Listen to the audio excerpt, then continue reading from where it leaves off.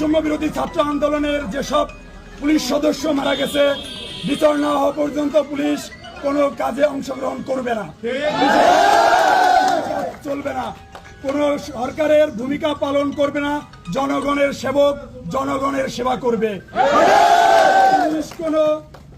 Police কোন MP মন্ত্রী protocol দিবে না, সিনিয়র অফিসারের প্রোটেকশন করবে না, 8 ঘন্টার বেশি ডিউটি করবে না, প্রধানমন্ত্রীর খেতে পদ্ধতিতে কর্তৃক পদোন্নতি পাওয়া সঠিক সেইভাবে নিম্ন কর্মচারীদের পদোন্নতির ব্যবস্থা করতে হবে।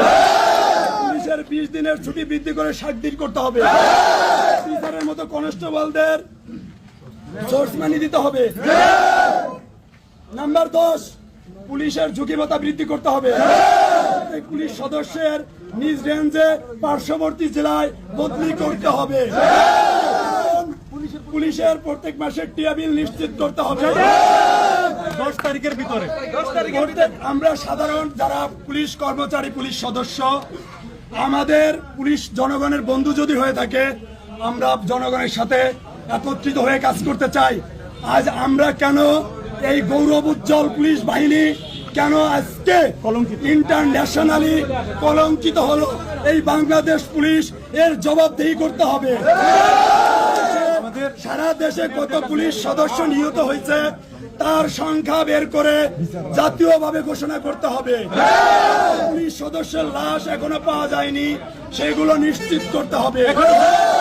পরিবারকে লাশ ফিরিয়ে দিতে হবে।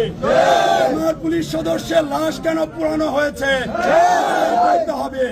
আমার পুলিশ সদস্য কি বেয়ারিশ হিসাবে ভর্তি হয়েছিল? পরিবার ছিল, পরিজন ছিল, আত্মীয় স্বজন ছিল, তার কাছে লাশ বুঝে দিতে পারতেন। আপনাদের স্বার্থ চরিতার্থ করার জন্য এই সাধারণ পুলিশ সদস্যদেরকে কেন আপনারা এইভাবে নির্মমভাবে হত্যা করলেন?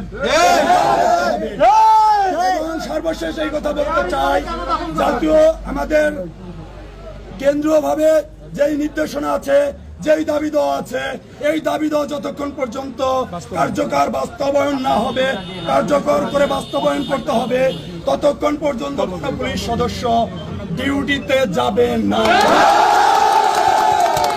এই কর্মবিরতি অনির্দিষ্টকালের জন্য চলবে।